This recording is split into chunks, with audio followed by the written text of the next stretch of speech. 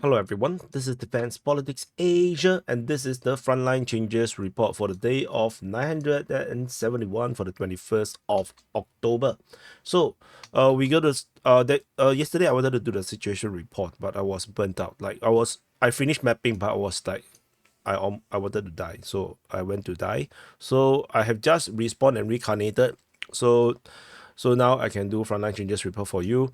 So we have frontline changes over Terny, Toretsk, New York, Selidove, Zoryane, Kurakhove, Boyeda, Constantinivka, Katerynivka, and Zoryane. So this is the frontline changes since the last frontline changes report that we have published, which is a very long list, which is over here because it's over 2 days. So we're gonna cover this field. So we jump into Terny first in the Crimea front. So this is Crimea, and in case you do not know, this is Crimea front. And over at Terny, there is a geolocation of Russian forces. Over at this very location in the field, they were attacking towards Terny, which means there is some kind of capture around here. So moving in towards the center between Novosadove and Terny. So this is the frontline change over at this region here, and the distance of advance is around 1.2 kilometers around there. So we're gonna jump all the way to New York front. So over at the Toretsk region, the Ukrainian mapping continued to assert control over the entire of Zabalka. So did I write it Zabalka? I write it wrong. I know I write it wrong. Zabalka. I write Kabalka. So Zabalka. Yeah. So as a result, because of their assertion and the latest geolocation that shows Russian forces attacking in the southern part, taking position south of the Zabalka region, I decided to give the Ukrainian the mapping, but the Russian mapping will remains inside, so it will be a contested or no conflicted zone, because there is a possibility that the Russians actually are inside, but there is also a possibility that they are no longer inside. So we can't be sure. So which is why there will be the overlapping mapping. So we shall see how this continue to work out. Because this area here is among the most foggiest. The fog of war here is the thickest in the Ukraine war. So we can't really tell what the hell is happening around here.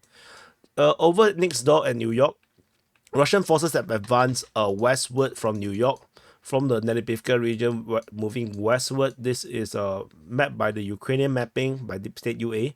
So if I zoom out a bit, you can probably see the strategic implications with the Russian forces moving in this direction, in the direction of this valley or no this valley region or gully region near Romanivka.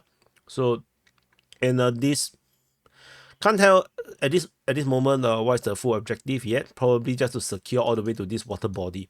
So but anyway, we shall see how this continue to move on. It's gonna take some time. We move to the next frontline change is over at Selidove. So this is over at the Pokrovsk front. This is Pokrovsk. This is the entirety of the Pokrovsk front. And at the Selidove, Russian forces has been geolocated in a new position. Yesterday we reported they are here. Now they have moved even deeper. So they have moved deeper towards Selidove into the northeast of the settlement. So it's unclear if the Russians have the control of the mine north of this geolocated position. I would assume that the Ukrainians are not there anymore, because this will be a vantage point for them to shoot at the Russian troops. So there's a high chance the front line actually looks like this. So we shall see how this goes. This is the continuation of the battle of Selidove, but ultimately they're still pretty much on the outside. If you see the geolocation, they're pretty much still on the outside. But yeah, we're going to see them punching in very, very soon. The next frontline change is over at Zoryane. So after this massive collapse in the previous this is the previous one, and then we have the yesterday's one, which is something like this. This is the yesterday's, and now which marks until this point. Now we have the latest geolocation. Russian forces indeed is inside Zoryane, confirming the Russians have advanced into Zoryane and closed and captured the rest of the Nevelsky salient. So the Nevelsky salient is now entirely no more. There is no more salient in the Nevelsky region anymore. It's entirely conquered by the Russian forces. If we zoom in a bit, we can see a bit more. So Russian forces take half of Zoryane based on this geolocation. It is important to note Russian Defense Ministry already announced the capture of Zoryane 3 days ago. Or 3 days ago. So they are on the verge of full capture of the rest of Zoryane, and fighting is already reported at Kurakhove, which I believe is coming from the south. But who knows? It's hard to say. So this is the frontline change at Zoryane region. So the next frontline change, we're going to go to Kurakhove. So yesterday we have marked a new geolocation of Russian forces confirming the full capture of Melnivka. This was confirmed yesterday. And then now the Ukrainian mapping have mapped that the Russian advance is even further. It looks like this. So this a finger, poking into this small little like channel. So this means that the Russians have advanced a massive amounts of ground in the span of just like 2 days, 2 kilometers through residential regions. So this is actually pretty huge. A very, very big change. If you look at the full extent, is around 4 kilometers. So of course this is just mostly gray zone, so no, it's not that accurate to count that. But I would imagine the Ukrainian command and the troops feeling super nervy right now, like super anxious, because the anxiety level must be super high, because this is a major settlement. This is where they used to command the defenses, the operations of the Donetsk front from Kurakhove. And now the Russians are just at the doorstep. Every single day, they probably can hear the artillery, the explosion, the firefights getting nearer and nearer. So it must be super scary. So anyway, this is the situation at Kurakhove. Further south, in the Constantinivka region, there is some frontline changes in this sector as well. So there is a geolocation of Russian forces attacking the trench in the north of Constantinivka, confirming Russians have advanced in this northern part of Constantinivka. So this is it's interesting that the Ukrainians are still actually defending in this area. And then we have frontline change. We have geolocation of Russian forces inside of Katerynivka, and this time round is pretty significant. It's in the north and the south, which means that the Russian forces have actually taken more than half of Katerynivka. So the battle of Katerynivka was so underreported, then suddenly the Russians have captured like almost all of it right now. It's like 60%, I would say, around 60-70% is now captured by the Russian forces suddenly. So, and we have the fighting reported at Katerynivka. So I can't even tell if the fighting is coming from the east or coming from the south, but Antonivka is probably going to fall very soon, because attacking from both sides means that it's going to be super hard to defend. So this is the Constantinivka region, massive frontline changes around here. And further southwest of Katerynivka, similar crazy shit is happening. So Katerynivka is here. So I just going to so that we can show everything.